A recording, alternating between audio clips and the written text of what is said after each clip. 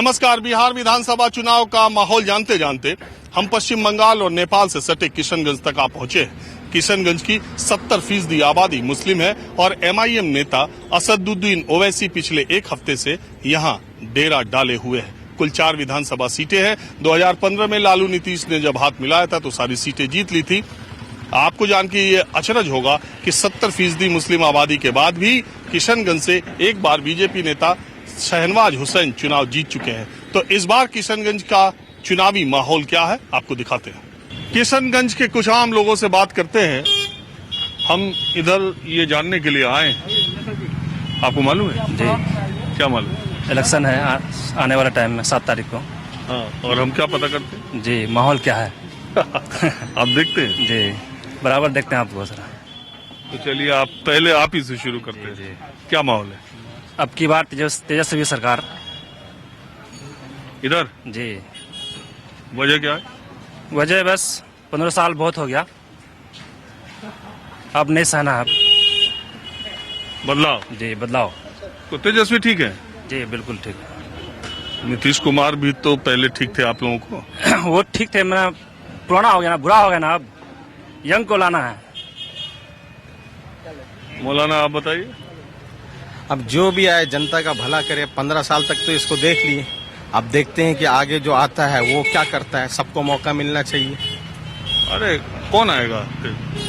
ये तो पक्का पता नहीं है कि कौन आएगा, लेकिन कोई अगर इससे बेहतर हो तो वो अच्छा रहेगा। देखिए हमारे इस इलाके में, सीमांचल के इलाके में आने का एक इंटरेस्ट ये भी है कि इस इलाके में पिछले एक हफ्ते से चुनाव में असदुद्दीन ओवैसी एमआईएम के उन्होंने डेरा डाला हुआ है।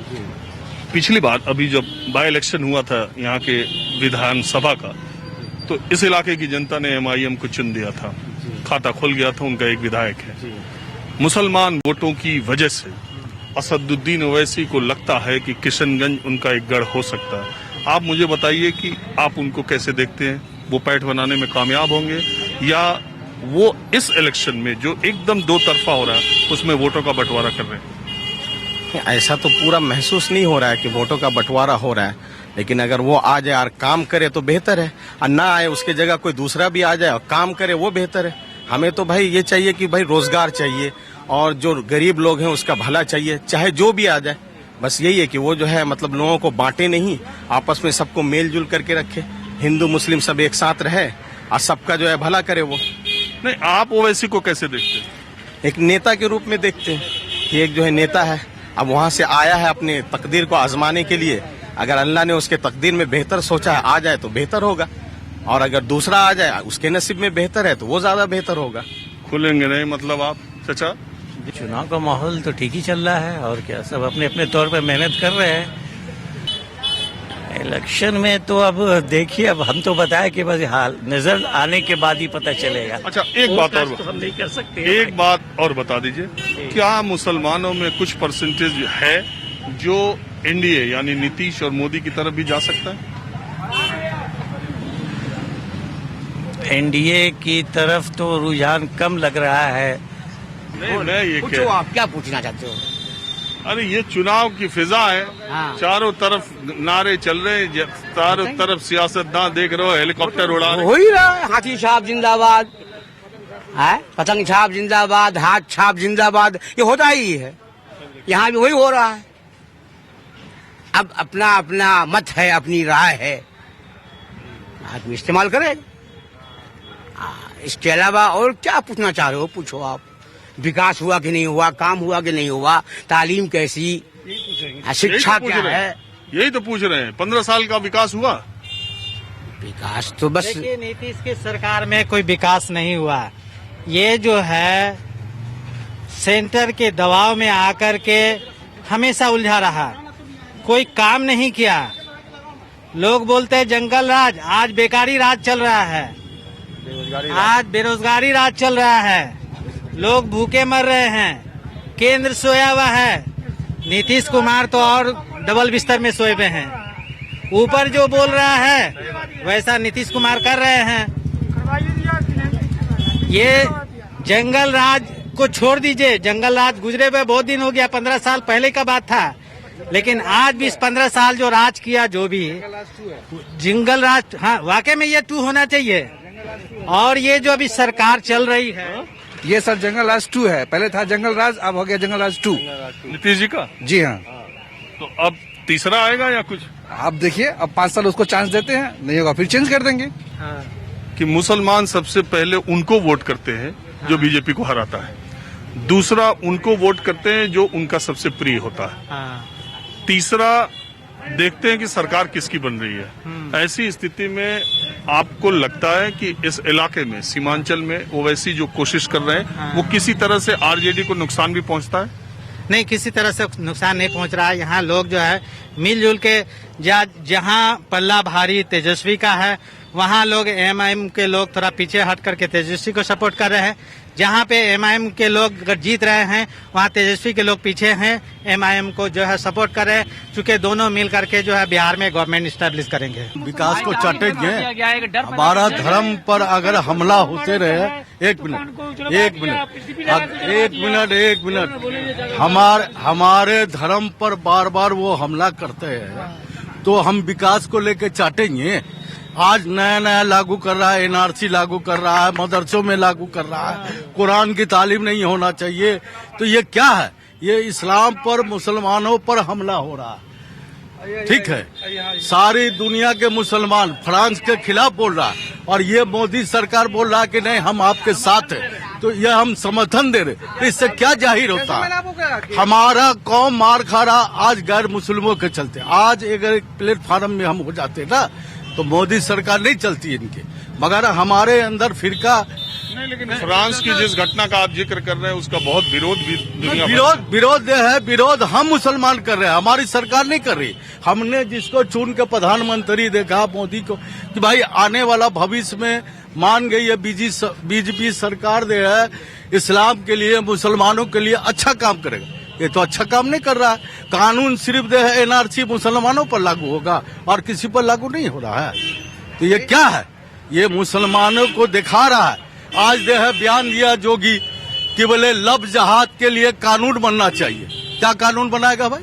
मुसलमान गलती करे तो ठीक है, कानून हिंदुस्तान का 2 तरह का है।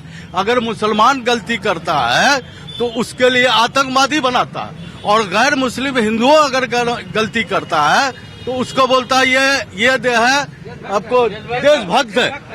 हाँ, तो ये क्या दिखाना चाह रहे हैं मुसलमानों के लिए? तो नहीं हुआ ना विकास। क्या हुआ बताइए? 15 साल में क्या विकास हुआ? एजुकेशन सिस्टम कहाँ चला गया? रोजगार कहाँ है? हमारा धर्म, मार्केट देख लीजिए, बाजार देख लीजिए। तो हम क्या विकास को चाटेंगे?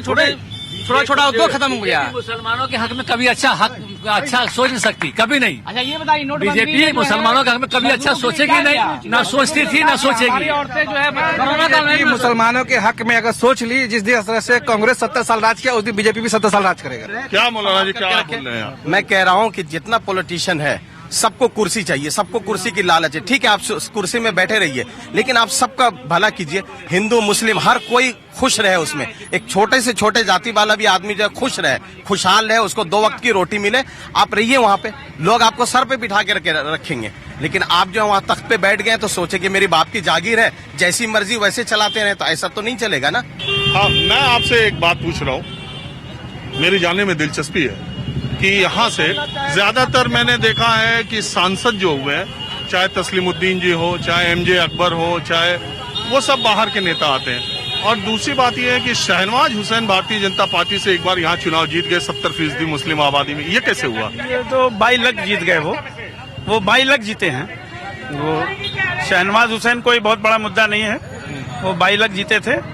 और हम लोग ये मुसलमानों का इलाका है, 70% आबादी है मुसलमानों की, और यहाँ हिंदू मुस्लिम सब चाहते हैं मिलजुल करके रहना। और ये जो बीजेपी जो ये गंदी राजनीति धर्म के नाम पे करना चाहती है, मेरी ये दरखास्त है कि ये धर्म की राजनीति भारतीय जनता पार्टी न करे और मेल मोहब्बत से इस देश को बढ़ने के लिए मतलब बढ़ाया जाए, यही दरखास्त है। अगर हम कहें कि आप धर्म के नाम पे वोट देते हैं तो गलत है। ये बिल्कुल गलत है, ये बिल्कुल गलत है। धर्म के नाम पे कोई वोट नहीं होता है, धर्म के नाम पे कोई वोट नहीं। अगर मुसलमान धर्म के नाम पे वोट करती सर तो कांग्रेस 70 साल पे राज नहीं करता। फिर हम किसी भी मुसलमान को ही देते वोट। 30 साल तक 70 साल कांग्रेस को 30 साल तक हम लोग जेडीयू और आरजेडी को क्यों वोट देते अगर धर्म के नाम से वोट देते तो? अगर नीतीश कुमार आज भी अगर बीजेपी के साथ नहीं मिलता तो हम लोग उसी को सपोर्ट करते हैं, लेकिन उन्होंने हम लोगों को धोखा दिया। अगर बीजेपी की हुकूमत बिहारियों को पसंद होती तो आरजेडी को वोट नहीं देते, उसी वक्त सीएम बना देते बीजेपी का। लेकिन नीतीश को बनाने का मतलब हम लोग बीजेपी को पसंद नहीं करते, क्योंकि वो जो भी काम करता है मुसलमानों के खिलाफ, दलितों के खिलाफ करता है। हम लोग चाहते हैं कि अमन और शांति से रहे। जहाँ बीजेपी है उस जगह हम साथ देंगे बीजेपी का। नीतीश बोला कि आज तो बोला कि बीजेपी का हम साथ देंगे, आज बोला, आज का न्यूज में, सवेर का न्यूज में। जहाँ तक धर्म के नाम पर वोट देने की बात है, मुस्लिम किसको जिताता है? कांग्रेस में वो एक मुसलमान को नहीं जितवाता है, बीजेपी में वो एक मुसलमान को नहीं जितवाता है, चाहे वो जदयू हो उसमें कोई मुसलमान को नहीं जितवाता है, वो तो गैर मुस्लिम ही को ना देता है। तो फिर ये धर्म के नाम पर कहाँ देता है? वो सिर्फ देखता है कि मेरे लिए कौन काम कर सकता है। हमारे ऊपर जो इतना अटैक होता है मजहब के नाम पर और तरह तरह के जो है इसमें जो हम लोगों को जब इन्वॉल्व किया जाता है, उस पर जो है वो उसी को देखते हुए हम लोग जो है वोट देते हैं कि कौन काम करने वाला है, कौन काम नहीं करेगा। रह गया ये नीतीश कुमार ने कुछ किया है काम, ये मैं नहीं कहता हूँ कि नहीं किया है। शिक्षा के मामले में काम किया है, जो बच्चों को जो है खाने का, पैसे का उन्होंने किया है पूरा, लेकिन उन्होंने रोजगार में कभी ध्यान नहीं दिया। रोजगार बहुत दूर चला गया, बहुत पीछे चला गया। जहाँ जिस इलाके में 20% जो है रोजगार मिलता था, वहाँ पर अब जो है 5% भी रोजगार नहीं मिलता है। इसीलिए नहीं तो हम ये सोच रहे हैं या पूछ रहे हैं, आपको लगता है क्या कि तेजस्वी बेटर सीएम होंगे नीतीश से? देखिए, तेजस्वी जो भी है अभी वो उतना मैच्योर्ड नहीं है, ये तो मान के चलना है। वो उतना मैच्योर्ड नहीं है, उसके अंदर वो देखिए, एक विधायक हो जाना अलग चीज है, लेकिन एक चीफ मिनिस्टर बन के पूरे बिहार राज्य पर हुकूमत करना, ये बहुत दिल गुर्दे का काम है। मैं समझता हूँ कि अभी उनको थोड़ा सा उनके अंदर कमी है। तो फिर जाए कहाँ, बने कौन? देखिए, मेरी बात सुन करके सभी लोग हंसेंगे और सभी लोग कहेंगे कि ये कौन बेवकूफ से बात करा रहे हैं, लेकिन मेरा तो यही मानना है, चाहे वो कांग्रेस की हुकूमत हो, बात मेरा उल्टा है, सुन करके हंसी लगेगा, चाहे वो कांग्रेस की हुकूमत हो, चाहे बीजेपी की हुकूमत हो, चाहे वो एमआईएम की हुकूमत हो, लेकिन चीफ मिनिस्टर नीतीश का कोई नहीं हो सकता। कि चीफ मिनिस्टर कौन बन सकता है? किसको आप मानेंगे chief minister? Rahul Gandhi chief minister बनने तो आने से रहे, मायावती तो चीफ मिनिस्टर बनने से रही। वो जो लालू, ये कह रहे हैं कि अगर वो लालू रहते, लालू जी खुद रहते, तो फिर उनसे बढ़िया चीफ मिनिस्टर नहीं था। लेकिन इस माहौल में अभी जो पोजीशन है, इसमें नीतीश कुमार, पर्सनली मैं पार्टी की बात नहीं कर रहा हूँ, मैं पर्सनली उनके बारे में कर रहा हूँ, उनसे बढ़िया चीफ मिनिस्टर कोई नहीं हो सकता। सबसे पहले मैं आपका स्वागत करता हूँ। मैं आपको बहुत शौक से देखता हूँ और आपका बहुत शौक से देखता हूँ, और मैं आपको बहुत स्वागत करता हूँ कि आप किशनगंज की सरजमी पे आए। मैं आपका इस्तकबाल करता हूँ पूरी टीम के साथ में। और सबसे पहली बात कि 15 साल में जो 5 साल में पहले बताया कि नीतीश कुमार जी बहुत अच्छा काम किए, लेकिन 10 साल में जब वो अब दूसरा सवाल पूछिए। मैं ये कहता हूँ, मेरे दिमाग में ये बात आती है कि जब नीतीश कुमार बीजेपी से अलग हुए थे 2013 में, वो थाली खींच लिए थे, आपको याद ही होगा किस्सा। उसके बाद वो लौट के आए, उन्होंने बीजेपी से अपना संबंध खत्म कर लिया, लालू यादव जी के साथ हाथ मिला लिया, गवर्नमेंट बन गई 11 महीने 12 महीने जो भी चली। उसके बाद उन्होंने फिर बीजेपी से हाथ मिला लिया। क्या आपको लगता है अगर नीतीश कुमार ने उसी वक्त विधानसभा भंग कर दी होती और कहा होता कि हम लालू जी के साथ भी नहीं रहेंगे, बीजेपी के साथ भी नहीं रहेंगे, बिहार की जनता अब हम फिर से चुनाव कराते हैं, आप हमको चुनो, तो शायद उनकी स्थिति बहुत बेहतर होती? नहीं, मैं जब इससे पहले जब वो दोनों अलायंस होकर लड़ रहे थे, आरजेडी और जदयू मिलकर, उसमें क्या था कि आरजेडी वालों ने बहुत बड़ा सेक्रीफाइस किया था। सेक्रीफाइस ये किया था कि लालू यादव को ज्यादा सीट होते हुए फिर भी वो बोला कि नहीं, इसका हकदार सही माने में नीतीश कुमार है, नीतीश कुमार को वो सब उनको सौंप दिए। लेकिन नीतीश जी को भी चाहिए था कि उनके लिए जो वो सॉफ्ट कॉर्नर रखे थे, उन्हीं का हिसाब से वो सॉफ्ट कॉर्नर हिसाब से चलते तो ज्यादा अच्छा होता। लेकिन आज लालू के साथ आए, बड़ा मैंडेट में आए थे, आज वही पूरे बिहार में जनाधार है, जो लालू जी का जनाधार है, वो आज लालू जी का जनाधार की वजह से नीतीश जी को पहचाना जाता है, क्योंकि लालू जी के साथ में कभी कभी नीतीश कुमार जी पहले रहा करते थे। अरे ये तो ऐसी पार्टी है जेडीयू और आरजेडी कि दोनों का पटना में ऑफिस आमने सामने है जी जी। और दोनों के नेता जितना वक्त रोड बदलने में लगता है उतनी देर में पार्टी बदल लेते हैं। देखिए ऐसा है ना, सारे के सारे नेता एक दूसरे के साथ रहे। आप बहुत सारे चेहरे हैं जो आप इस चुनाव में आएंगे तो आरजेडी के दफ्तर में मिलेंगे, अगले चुनाव में आओ तो जेडीयू के दफ्तर में मिलेंगे। ऐसा है ना भाईजान, यहाँ पे जितने भी लोग हैं, चाहे हम हो चाहे ये हो, सब अपने अपने इंसानियत है सबके अंदर। लेकिन क्या है, जब पार्टी बैनर पे बात आती है तो बैनर लोग अपना अपना डिसाइड कर लेते हैं। ओवैसी के बारे में भी कुछ ख्याल है आप?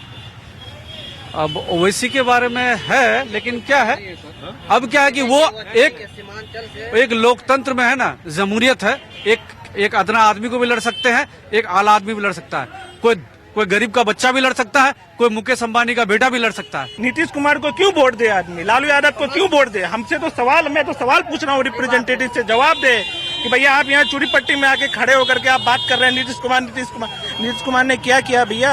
आप सबसे पिछड़ा, सबसे बैकवर्ड, सबसे बेकार जिला में आप खड़े हुए हैं। आप क्या हमारे यहाँ है? कुछ नहीं है हमारे यहाँ। आप बता दीजिए, एक कॉलेज आप बता दीजिए, आप पूछिए उनके रिप्रेजेंटेटिव अगर होंगे तो बता दे, एक कॉलेज, एक यूनिवर्सिटी। अभी मौजूदा हालात में आपकी बात ठीक है, आज के मौजूदा हालात में फिर उम्मीद किधर है? उम्मीद असदुद्दीन ओवैसी साहब है। ये कोई कॉम्युनल एजेंडा नहीं है। अब क्या हुआ है, बीजेपी यहाँ पे जो कांग्रेसी लोग हैं, हमारे अब्बा, हमारे दादा मरहूम कांग्रेसी, लेकिन मैं वोट दूंगा पतंग छाप में इंशाअल्लाह। और इसलिए नहीं बोल रहा हूँ कि ये कॉम्युनल कोई बात है, मामला ये है कि भाजपा का डर, यहाँ जो कांग्रेसी लोग हैं ये 70 साल से ये बात बोलता है, यहाँ पे मार्केट में क्या होगा, 2 दिन 3 दिन पहले एक हवा उड़ाएगा लोग, भाजपा जीत जाएगा, भाजपा जीत जाएगा, भाजपा जीत जाएगा, भाजपा जीतेगा, वोट हमको दो।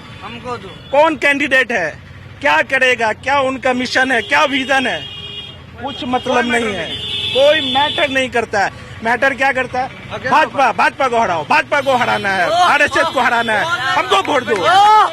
हमारे एमपी साहब ने स्टेटमेंट दिया कि काना मामा से जो है ना, हाँ ना मामा से काना मामा अच्छा है। मतलब आप किसी अंधे बहरे गूंगे किसी को भी आप एक लेजिस्लेटिव जो है आप पावर दे दीजिए, वो सिर्फ और सिर्फ आपको आके बोलेंगे, है बाबू चूड़ी पट्टी में हो, तुम लोग मुसलमान हो, तुमको भाजपा से हम बचाएंगे। तो हमारे यहाँ जो है हिकमत और मुसलमान उधर चला गया, बुजदिली, हमारे गार्जियन को बुजदिल बना दिया है लोग। 99% यूथ जो है, 99% यूथ कह रहे कि एमएलए एमपी के काम पे नहीं जाते, वो जाते हैं कि जड़ से चल जाते हैं, यहाँ से बीजेपी जीत जाएगा। हाँ जी, आप बताओ, आप यंग हो, आप बताओ। सर सबसे पहले तो किशनगंज में आपका स्वागत है, और हम रेगुलर ही आपका चैनल भी देखते हैं न्यूज़ 24, और आपका माहौल क्या भी बहुत बहुत धन्यवाद, हमेशा देखते हैं। अब ये चीज अलग चीज है कि लोग एक तरफ आपको ले जा रहे हैं, लेकिन ऐसा कुछ नहीं है, माहौल बहुत बढ़िया है यहाँ का किशनगंज का। और कहीं नहीं ले जा रहे, सब अपनी अपनी बात कर रहे हैं, हम तो ऐसे ही बात करते थे। हम ये कहेंगे कि जो भी होगा यहाँ बहुत अच्छा होगा, क्योंकि आरजेडी अपनी जगह बहुत अच्छा है, भाजपा वाले से किसी को नाराजगी नहीं है, वो भी कर रहे हैं अपना। हमें देना है एमआईएम में, हम एमआईएम में देंगे, हमें कोई रोक नहीं सकता। शुरू से ये चाह रहे हैं कि भाई हम लोग गठबंधन में ही वोट करें और गठबंधन तेजस्वी सरकार को जो है हम लोग जिताएं, और तेजस्वी का ही सरकार बनने जा रही है, फिर एमआईएम भी बनेगा तो उसी में जुड़ने वाली है। मेरा नाम मोहम्मद अली अख्तर है, मैं जो है ग्रामीण क्षेत्र का हूँ, लेकिन मैं ये कहना चाहता हूँ कि इस वक्त जो है महागठबंधन का ही सरकार बनने जा रही है बिहार के अंदर, तेज रफ्तार तेजस्वी सरकार। ठीक है, हम लोग जो है इसी पर जो है हम लोग कायम हैं। हम लोग एमआईएम का सपोर्ट कर रहे थे, लेकिन चूंकि किशनगंज के अंदर कुछ हालात ऐसे आए, कुछ ऐसे कैंडिडेट को उन्होंने टिकट दिया जिसके बुनियाद पर हम लोग का दिल जो है उससे उड़ चुका है, और हम लोग शुरू से ये चाह रहे हैं कि भाई हम लोग गठबंधन में ही वोट करें और गठबंधन तेजस्वी सरकार को जो है हम लोग जिताएं, और तेजस्वी का ही सरकार बनने जा रही है, फिर एमआईएम भी बनेगा तो उसी में जुड़ने वाली है। तो बेहतर यही है कि हम लोग उसी को मजबूत करके उसी के जो है मुख्यमंत्री आप सारे लोगों ने हमसे बात की और खुल के बात की, इसके लिए बहुत शुक्रिया। माहौल क्या है मैं किशनगंज से आज बस इतना ही। अगले एपिसोड में आपसे पूर्णिया से मुलाकात होगी। कैमरामैन उमेश सिंह के साथ राजीव रंजन, न्यूज़ 24 किशनगंज।